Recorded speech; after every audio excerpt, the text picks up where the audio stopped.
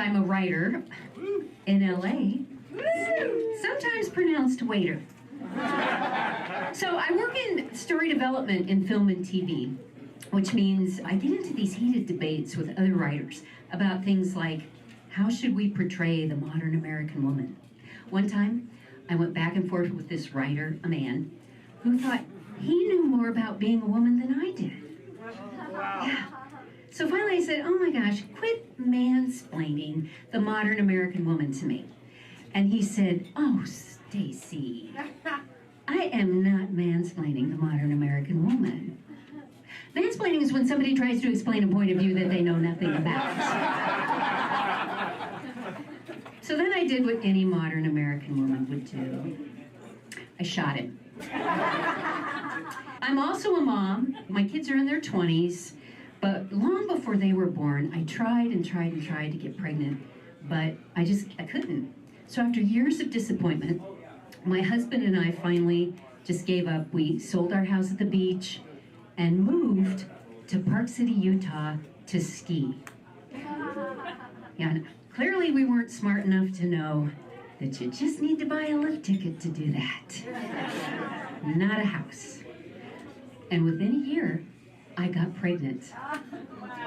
Yeah, but in my defense, isn't that what happens to any woman who moves to Utah?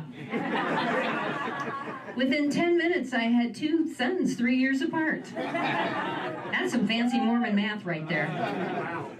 So now, at this point, I have 2 kids, but not enough money or time to ski.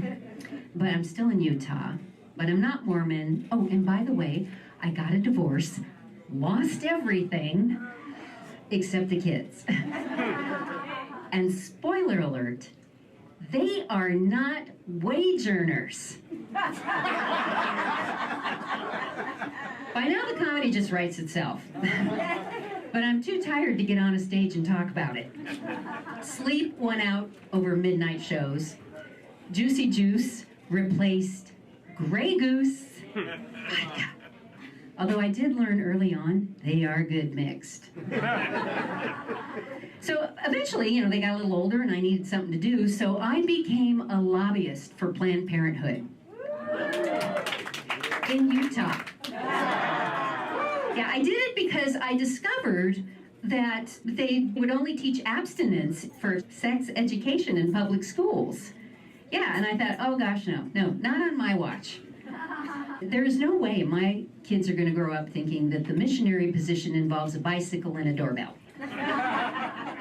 No, I live here and I don't really date, but I go out a lot. And I was recently at a party where there was this woman and she had the biggest diamond ring I'd ever seen. She said it was from her husband.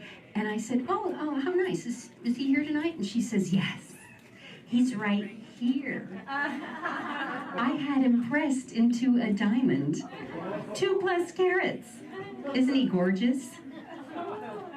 What do you say to that? He was dead first, right? Yes, lung cancer. Oh, she couldn't wait to tell us all about it. When you're cremated, you can have your ashes pressed into fine jewelry. Isn't that the most practical thing you've ever heard?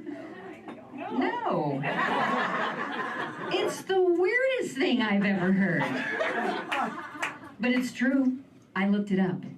So now when your husband dies, you can have them made into, diamond earrings.